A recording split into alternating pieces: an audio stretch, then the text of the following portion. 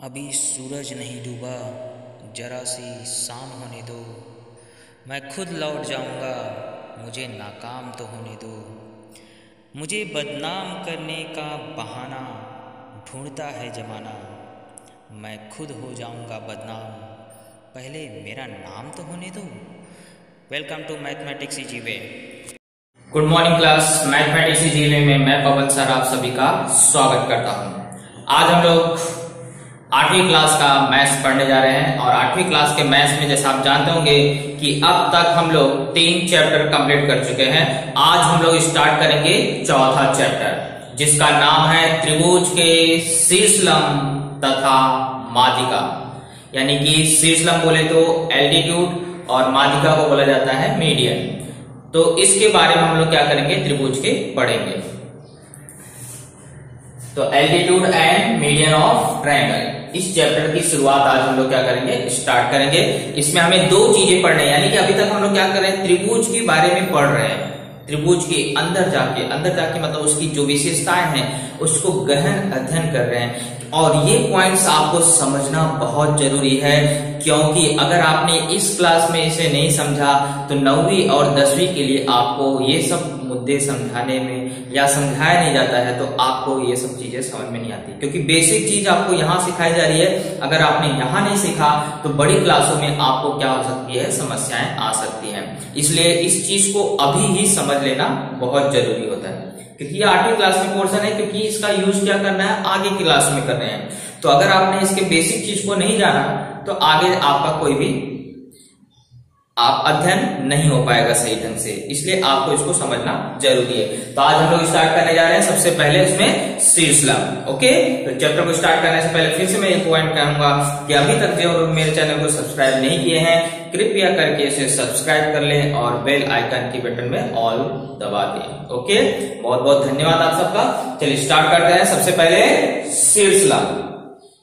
तो शीर्षलंब जो है उसे शीर्षलंब किसे कहते हैं, तो उसको समझने के लिए आपको मालूम है त्रिभुज मालूम होना चाहिए। त्रिभुज में क्या होता है, 3 भुजाएं होती हैं, 3 शीर्ष बिंदु होते हैं, 3 कोण होते हैं। त्रिभुज के बहुत सारे प्रकार होते हैं, न्यून कोण त्रिभुज, अधिक कोण त्रिभुज, समकोण त्रिभुज, समद्विबाहु त्रिभुज, समबाहु त्रिभुज, विषमबाहु त्रिभुज, समद्विबाहु समकोण त्रिभुज। ये सब त्रिभुज के क्या है, अलग अलग प्रकार है। लेकिन कोई भी त्रिभुज रहने दो, उसमें शीर्षलंब कितने होते हैं, 3 शीर्षलंब। शीर्ष मतलब क्या होता है, उसका सिर, और उसके सिर से क्या करना, लंब रेखाखंड जब खींचते हैं तो उसे कहा जाता है शीर्षलंब। अगर उसकी परिभाषा देखा जाए तो त्रिभुज के किसी भी शीर्ष बिंदु से, देखिए त्रिभुज के किसी भी शीर्ष बिंदु से, किसी भी मतलब कितने शीर्ष बिंदु होते हैं, 3, और उन तीनों शीर्ष बिंदु में से किसी भी शीर्ष बिंदु से जब हम उसके सामने वाली भुजा पे क्या करते हैं, लंब रेखाखंड खींचते हैं, तो उसी लंब रेखाखंड को कहा जाता है शीर्षलंब। चलिए आप लोग समझते हैं। जैसे मान लीजिए आपको एक रेखा है, पहले हम लोग पहले लंब रेखाखंड समझते हैं। जैसे ये कोई एक रेखाखंड है और इसमें अगर मैं क्या करता हूं, ये बिंदु से एक लंब रेखा 90 अंश का कोण बनाने वाली रेखा ऐसा खींच देता हूं। लंब मतलब समझते होंगे, यहां पे क्या करता हूं, 90 अंश का कोण बनाता हूं। तो ये जो रेखाखंड है ये क्या कहलाएगा, लंब रेखाखंड कहलाएगा, क्योंकि अभी ये कहीं किसी के सिर से नहीं खींचा गया, तो ये क्या कहलाएगा, अभी लंब रेखाखंड कहलाएगा। लेकिन यही अगर वह त्रिभुज में खींचा जाता है, इस तरह से अगर त्रिभुज बन गया तो ये रेखाखंड अब क्या कहलाएगा, शीर्षलंब कहलाएगा। तो लंब रेखाखंड यानी कि वह आकृति कोई भी हो सकती है, उसमें क्या किया गया है, एक बिंदु से सामने वाली भुजा पे लंब खींचा गया, तो उसको बोलेंगे लंब रेखाखंड। लेकिन जब वह त्रिभुज के किसी शीर्ष बिंदु से खींचा जाता है तो उसे कहा जाता है शीर्षलंब। तो क्योंकि शीर्ष क्या होता है, अभी मैं आपको बता दूं। जैसे ये आपको त्रिभुज है, इस त्रिभुज के 3 सिर होते हैं, 3 क्या होते हैं, बिंदु, जिसके माध्यम से आप त्रिभुज बनाते हैं। तो त्रिभुज के इन्हीं बिंदु A, B, C, इन्हीं क्या कहा जाता है, शीर्ष बिंदु कहा जाता है। त्रिभुज का उन्हें क्या कहा जाता है, शीर्ष बिंदु। तो 3 शीर्ष बिंदु है, A है, B है और C है। और हम जब इस शीर्ष बिंदु से क्या करते हैं, सामने वाली भुजा पे, सामने वाली भुजा कौन है, जैसे ए शीर्ष बिंदु है, उसके सामने भुजा है कौन, BC। जब इस सामने वाली भुजा पे हम एक ऐसी रेखा खींचते हैं जो यहाँ पे क्या करता हो, 90 अंश का कोण बनाता हो, लंब हो, उस रेखाखंड को ही, उस रेखाखंड यानी कि AM को ही क्या कहा जाता है, शीर्ष लंब कहते हैं। अगर आपको एक और यहाँ रेखा खींची जाएगी यहाँ पे, जैसे ये 90 अंश का कोण बना है, तो ये रेखाखंड शीर्ष लंब नहीं हुआ, ये सिर्फ क्या कहलाएगा, लंब कहलाएगा।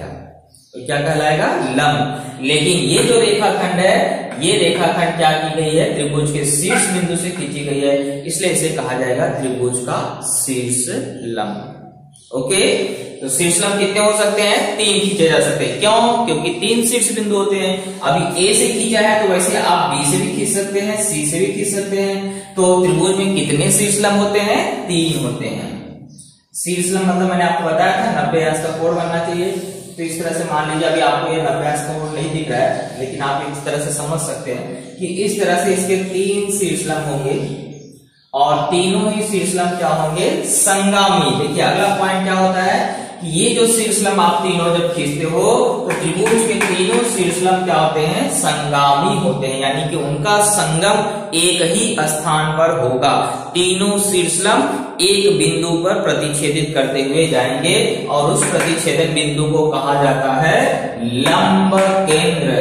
इसे क्या कहा जाता है, लंब केंद्र, यानी कि ये सब लंब है और ये बिंदु जो है उनका क्या है, लंब केंद्र है और इसे O अक्षर द्वारा दर्शाया जाता है।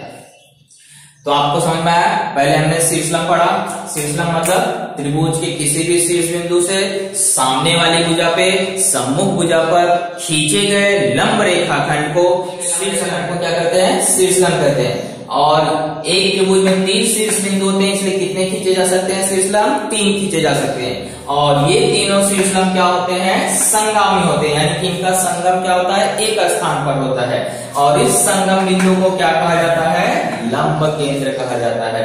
आगे हम लोग पढ़ेंगे कि समकोण त्रिभुज, अगर वह त्रिभुज कैसा होगा, समकोण त्रिभुज होगा, तो उसका जो शीर्ष लंब होगा, जैसे ये न्यून कोण त्रिभुज है, न्यून कोण का त्रिभुज का शीर्ष लंब का संगामी लंब केंद्र कहां आ रहा है, अंदर आ रहा है।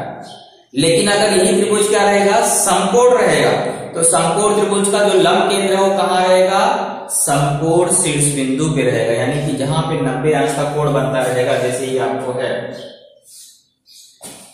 ये आपका समझ सकते हैं कि जो समकोण शीर्ष बिंदु है, इसका आप समकोण है, इसके जो लंब केंद्र है वो कहां प्रतिच्छेदित करेंगे, समकोण शीर्ष बिंदु पे।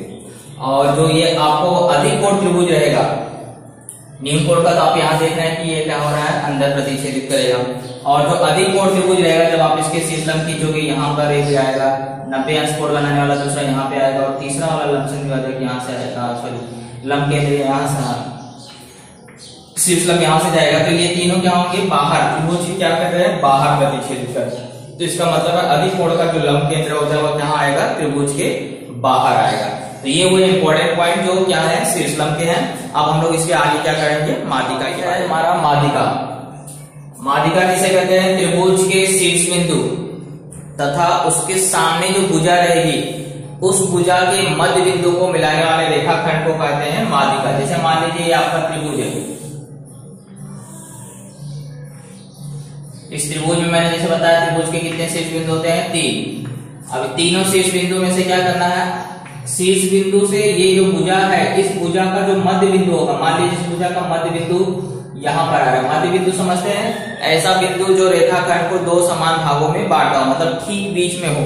जैसे BC के मध्य में एकदम क्या है, AM है। तो जब मैं इस शीर्ष बिंदु से AM को मिलाता हूं तो ये त्रिभुज की क्या कहलाती है, माध्यिका कहलाती है। माध्यिका और शीर्ष लंब में अंतर, यहाँ देखिए शीर्ष लंब आपको क्या होता है, कहीं से भी जा सकता है भुजा के, लेकिन वो 90 अंश का कोण बनाते हुए जाएगा। और माध्यिका में क्या होता है, ये 90 अंश का कोण जरूरी नहीं कि यहाँ बन भी सकता है, नहीं भी बन सकता, उससे कोई मतलब नहीं है। लेकिन जब वह भुजा के सामने वाले भुजा के कहां से जाएगा, मध्य बिंदु से जाएगा, तो वह रेखाखंड को क्या कहते हैं, माध्यिका कहते हैं। तो माध्यिका कहां से जाती है, भुजा के मध्य बिंदु से जाती है।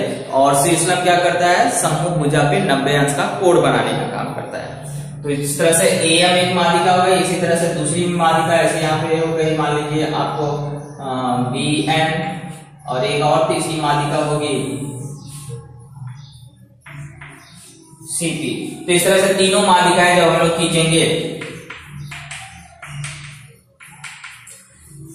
इसमें बिंदु M जो है वो BC का मध्य बिंदु है, बिंदु P जो है वह AB का मध्य बिंदु है, और बिंदु N जो है वह AC का मध्य बिंदु। सब ये सब क्या है, मध्य बिंदु है। और इन मध्य बिंदुओं से हमने क्या किया, शीर्ष बिंदु से जब मिला है तो हमने देखा कि तीनों शीर्ष जो आपको यहाँ पे माध्यिकाओं का संगम हो रहा है वो कैसे है, संगामी है।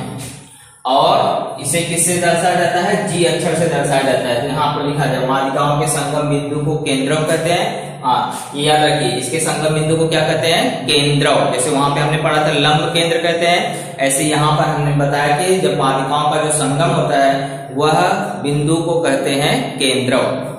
और ये इंपॉर्टेंट पॉइंट है, सवाल को हल करने में काम आता है कि माध्यिका का जो संगम बिंदु है ये माध्यिका को क्या करता है, 2:1 के अनुपात में विभाजित करता है। कहने का मतलब है कि AG जो है वह हमेशा GM का डबल रहेगा, दुगना रहेगा। यानी कि अगर ये 8 है तो ये उसका आधा रहेगा, मतलब छोटा 4 है।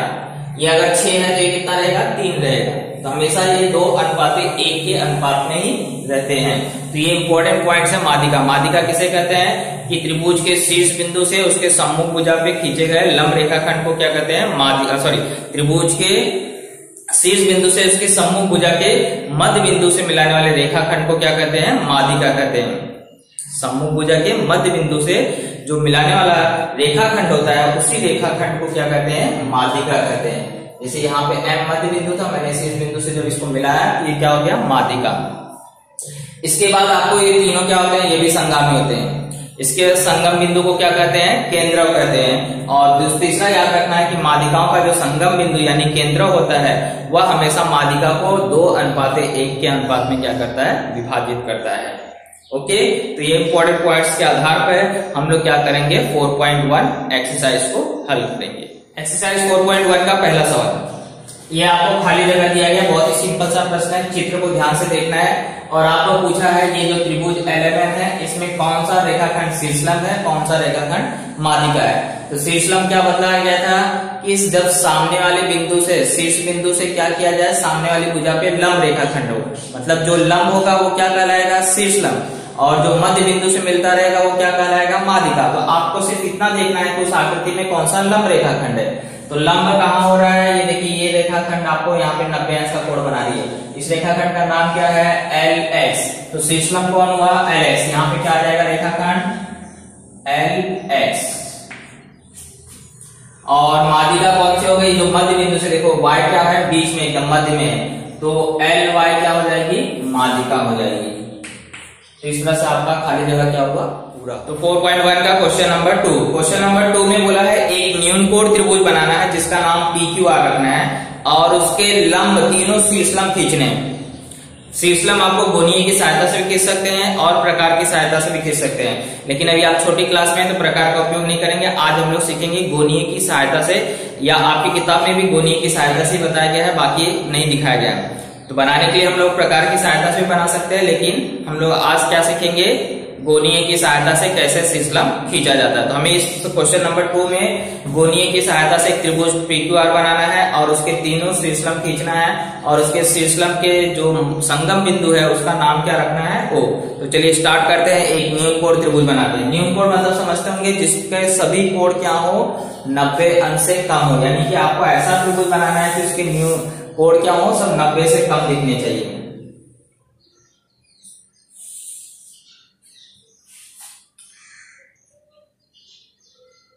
तो सारे के सारे कोण 90 से कम दिखने चाहिए, ऐसा आप एक क्या करेंगे, त्रिभुज बना लेंगे।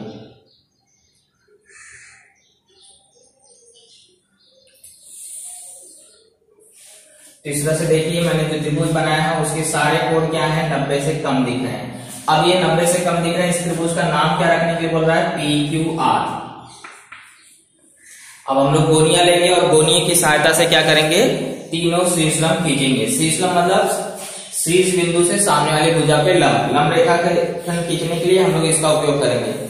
तो कैसे करेंगे, एक क्या होना चाहिए, और रेखा पर आपको ये लाइन टच होनी चाहिए और दूसरी वाली ये जो है आपको क्या करना है, शीर्ष बिंदु के पास लेके जाना है। जैसे देखिए अभी आपको हम लोग इस पे रेखाखंड पे लंब खींचते हैं, तो कैसे खींचोगे, तो पहले ये लाइन क्या करोगे, इस पे टच कर दोगे, ये टच कर देना अभी, लेकिन यहाँ पे शीर्ष बिंदु के पास जाना चाहिए, तो हम इसको क्या करेंगे, शीर्ष बिंदु तक ऐसा लेके जाएंगे।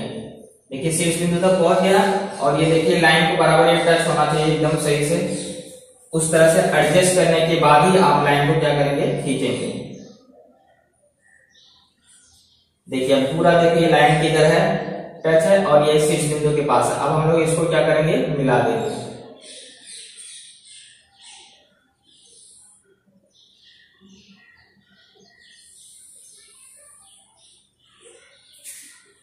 तो इस तरह से क्या हो जाएगा, मिल जाएगा। और यहाँ पे क्या करेंगे, थोड़ा सा बराबर नहीं हुआ है,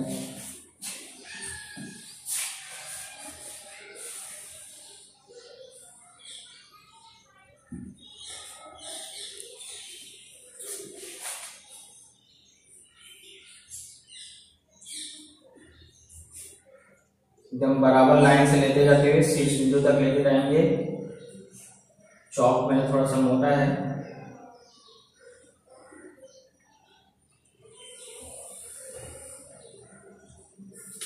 तो इस तरह से हमारा क्या होगा, लंब हो गया। ये पहला लेकिन एक शीर्ष बिंदु से हुआ, ऐसे क्या करना है, तीनों शीर्ष बिंदु से खींचना है। अब चलिए हम लोग क्या करते हैं, बिंदु P से हो गया लंब, अब Q से खींचते हैं। तो Q से कहां खींचेंगे, सामने वाली भुजा पे, सामने वाली भुजा पे, इसका मतलब क्या होना चाहिए, लाइन टच होना चाहिए। अब इसको लाइन को टच करने के लिए देखो क्या करोगे, ये देखो यहाँ पे गया, अभी तक देखो ये लेकिन कहां जा रहा है, Q के पास जा रहा है क्या, नहीं, तो इसको ऐसे टच करते हुए क्या करोगे, Q तक लेके जाओगे।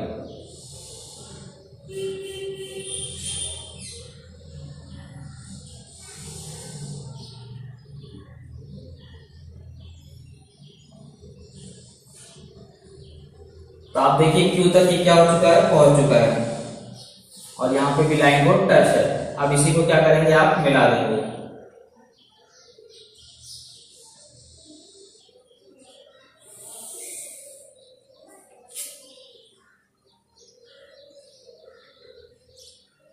इसके नाम कुछ रखते जाइए, मान लीजिए यहाँ A रख देते हैं, यहाँ पे B रख देते हैं। तो दो शीर्ष लंब हो गया, P से खींच चुके हैं और Q से भी खींच चुके हैं। अब R से बाकी है, तो R से बाकी तो इसके सामने वाली भुजा ये है, तो इसके सामने वाली भुजा पे लाइन क्या होनी चाहिए, टच होनी चाहिए। चलिए टच कर दिया, अब इसको R तक लेके जाना है कोने को, तो R तक जाना चाहिए।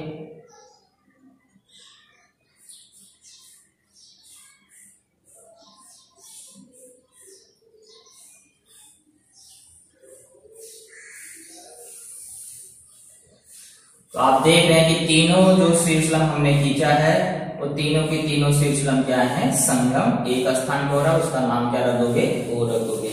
इस तरह से हमारा त्रिभुज बन गया है। लाइनें जहां कुछ मिल गई है उसको मैं बराबर कर देता हूं।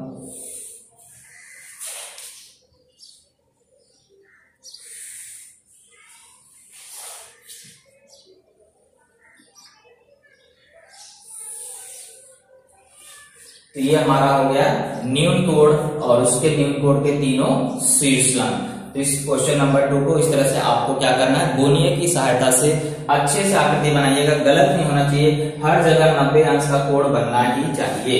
ओके, तो इसे बना लीजिए। क्वेश्चन नंबर 3 में आपको क्या बोला है, अधिक कोण त्रिभुज खींचना है STB, और उसमें शीर्षलंब और फिर साइड में बोला मालिका के केंद्रों का नाम दीजिए। तो ऐसा नहीं है, शीर्षलंब की बजाय उसको क्या करिए, कट करके वहां पे क्या कर दीजिए, मादिका, कि हमें इस त्रिभुज की क्या करने हैं, मादिका खींचनी है, और मादिका खींचने के बाद इनका संगम बिंदु जहां होगा उसका नाम क्या रखना है, हमें कोई भी रख सकते हैं, उसका संगम क्या होना चाहिए दिखाना है हमें। तो हम लोग क्या करेंगे, सबसे पहले एक अधिक कोण त्रिभुज बनाएंगे। अधिक कोण त्रिभुज बनाने के लिए हम लोग क्या करते हैं, यहाँ पे पहले एक लाइन खींच लेते हैं, क्योंकि ये थोड़ी सी आकृति बड़ी बनेगी, इसलिए ऊपर नीचे जगह थोड़ी सी होनी चाहिए। ये लाइन कितना खींचना, माप कोई भी नहीं दिया तो आप कितना भी खींच सकते हैं।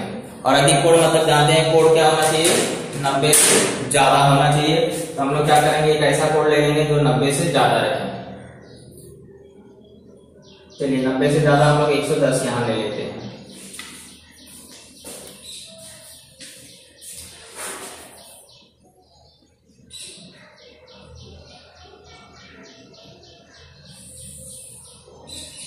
और इसको क्या करेंगे, मिला देंगे।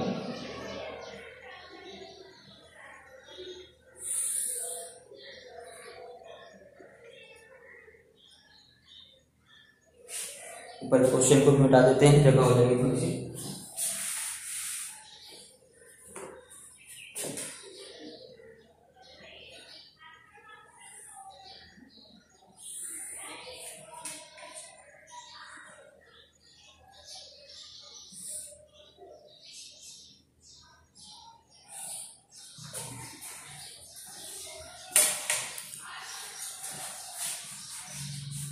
तो ये हमारा त्रिभुज बन चुका है, अधिक कोण त्रिभुज। इसका हम लोग यहाँ पे क्या करते हैं, नाम दे देते हैं। नाम क्या देना है, एस टी बी। यहाँ एस आ गया, यहाँ टी आ गया और यहाँ पे बी आ गया। तो अधिक कोण त्रिभुज बना, लेकिन हमें इसकी क्या करना है, माध्यिकाएं खींचनी। माध्यिका कैसे खींचेंगे, हर एक भुजा का पहले मध्य बिंदु पता होना चाहिए। मध्य बिंदु पता करने के लिए गोला प्रकार का उपयोग किया जाएगा और उसके प्रत्येक भुजा को क्या करना पड़ेगा, लंब संविभाजित करना पड़ेगा। तो पहले हम लोग टी बी का करते हैं। तो देखो V पे रखा, दूरी कितना लेने का, T से थोड़ा सा कम, आधे से ज्यादा होना चाहिए इस लाइन का। एक बार चाप क्या करना है, ऊपर की तरफ काटना है, एक बार नीचे की तरफ काटना है। माप को हिलाने का नहीं। अब कहाँ रखोगे, T पे।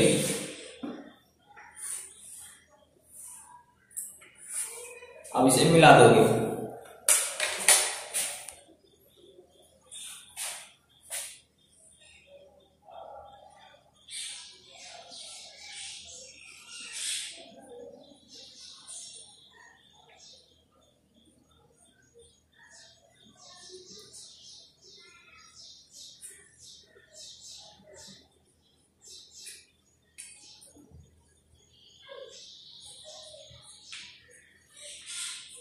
तो ये हमारा एक मध्य बिंदु पता चल गया, यहाँ पर है। टीवी का मध्य बिंदु कहाँ है, यहाँ पर। इसका नाम कोई रख दीजिए, मान लीजिए ए रख देते हैं। ओके, एक भुजा का पता चला है, अभी बाकी दो भुजा पता करना है। तो दूसरी भुजा कौन सी है, मान लीजिए हम लोग लेते हैं एस टी। एस टी का लंब संविभाजन कैसे खींचेंगे, देखो पहले टी पे रखा। एस टी में दो बिंदु है ना, एक टी है और एक बार एस है। तो एक बार टी पे रखने का और एक बार एस। दूरी कितनी होनी चाहिए, एस से थोड़ी कम। एक चाप देखिए यहाँ जाएगा, हो सकता है इसे मिक्सअप हो जाए, थोड़ा ध्यान से देखिए। ओके, अब इसको बिना हिलाए कहाँ रखोगे, एस पे रखोगे। देखो मिक्सअप हो गया है, थोड़ा ये चीज का ध्यान रखना।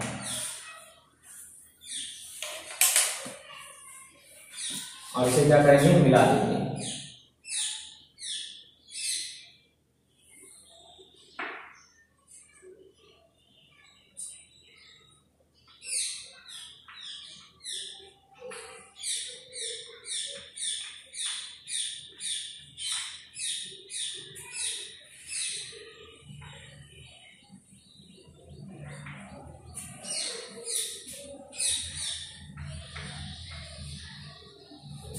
तो ये हो गया हमारा दूसरे भुजा का मध्य बिंदु। इसका नाम रख देते हैं बी। अब हमें पता करना है किसका, एस बी का मध्य बिंदु।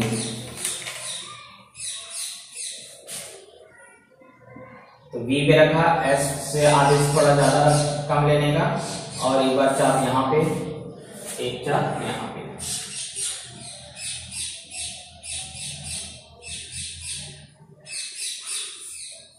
ओके, अब माप को हिलाने का नहीं, एस पे रखो।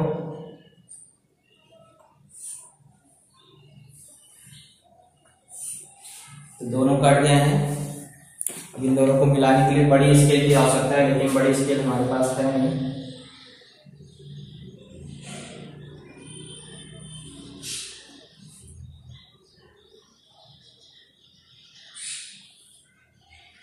वैसे भी हमने पढ़ा है कि इनका संगम क्या होगा, एक स्थान पर होगा, इसलिए हम उस संगम को मिलाते हुए जाएंगे आगे।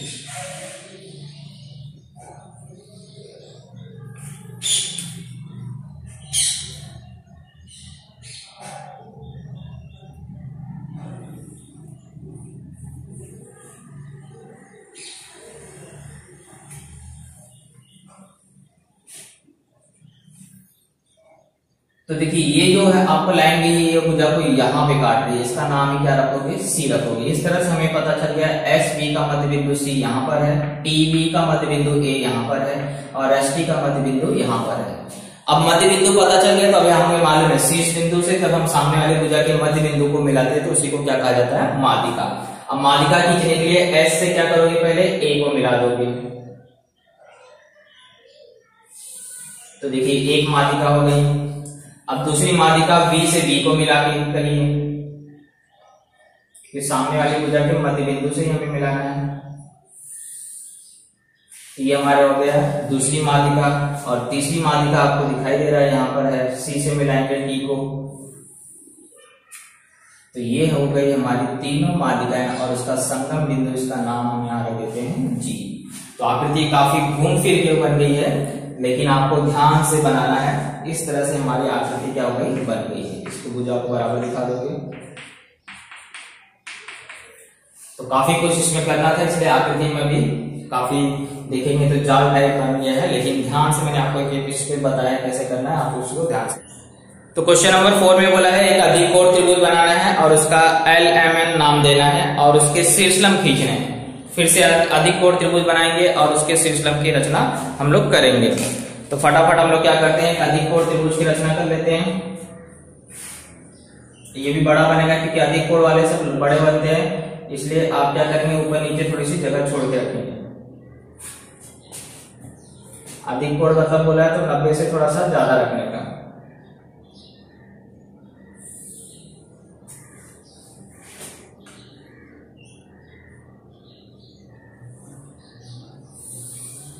चलिए, तो हमने क्या किया, एक अधिकोण त्रिभुज बना दिया। इसका नाम बोला है, क्या रखना है, LMN। अब इसी को हमें क्या करना है, अधिकोण त्रिभुज में जैसे आपने पढ़ा है जिसके शीर्षलंब क्या होते हैं, बाहर प्रतिच्छेदित करते हैं। तो बाहर प्रतिच्छेदित करते हैं, इसका मतलब हमें 2 लाइनें बढ़ानी पड़ती है। कौन कौन सी, जो अधिकोण बनाने वाली लाइनें होती हैं उन्हीं को क्या करना पड़ता है, हमें आगे बढ़ाना पड़ता है, क्योंकि अधिकोण में शीर्षलंब कहां जाएगा, बाहर जाएगा।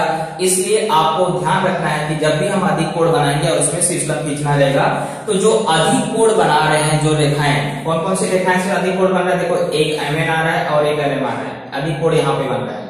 तो M से जो लाइनें गई हैं उन्हीं लाइनों को क्या करना पड़ेगा, आगे की तरफ बढ़ाना पड़ेगा। तो हम लोग क्या करेंगे, इसी को आगे की तरफ बढ़ा देते हैं।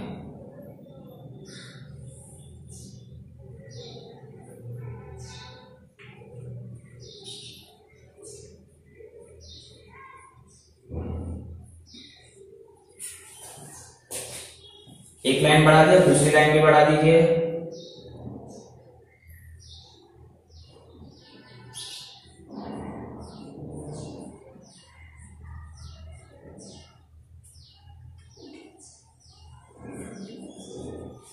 चलिए, दोनों लाइन बढ़ चुकी हैं। अब हम लोग क्या करेंगे, शीर्षलंब खींचने का मतलब है कि सामने वाले शीर्ष बिंदु से क्या करना, लंब खींचना। उसके लिए क्या करते हैं, गोनीय का सहायता उपयोग करते हैं। प्रकार की सहायता से कर सकते हैं, लेकिन हम यहाँ पे गोनीय की सहायता से करेंगे। तो सबसे पहले हम लोग क्या करते हैं, MN पे लंब खींचते हैं। MN पे लंब खींचने का मतलब आपको बताएगा, जिस पे लंब खींचना है उस पर ये आधार आनी चाहिए और उसको शीर्ष बिंदु तक लेके जाने का। अब इसको रख के ऐसे शीर्ष बिंदु तक लेके जाओगे तो देखो यहाँ पर जा रहा है, ये देखो इस तरह से बनता है। तो इसको ही क्या करोगे, यहाँ पे मिला दोगे। एकदम ध्यान से देखना, इसको लाइन को एकदम बिल्कुल स्ट्रेट मिली होनी चाहिए, देख रहे हो, और ये L तक पहुंची होनी चाहिए। और इसके बाद ही आपको क्या करना है, L से थोड़ा सा और नजदीक ले लेते हैं। हाँ, अब इसके बाद क्या करेंगे, L से इसको मिलाएंगे, थोड़ा सा हिल गया।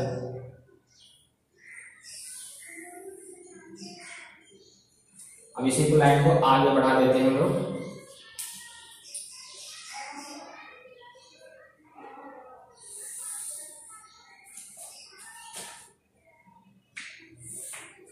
इस तरह से आपको ये शीर्षलंब हुआ कहां से, बिंदु L से। अब इसके बाद हम लोग क्या करेंगे, MN पे तो हो गया लंब, L से खींच चुके हैं। अब कहां से खींचते हैं, N से खींचते हैं। N से खींचने के लिए देखो, N के सामने वाली भुजा कौन है, LM। तो इस पे रखेंगे, ये वाली लाइन टच होनी चाहिए और N तक जानी चाहिए। तो देखो यहां रखा, अभी तक N पे गया क्या, नहीं नहीं नहीं नहीं, नहीं। हाँ, अब देखो N पे आ गया। अब यहीं पे आपको इसको सीधा करते हुए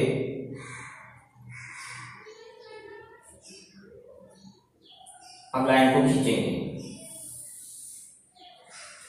और ये बढ़ेगी।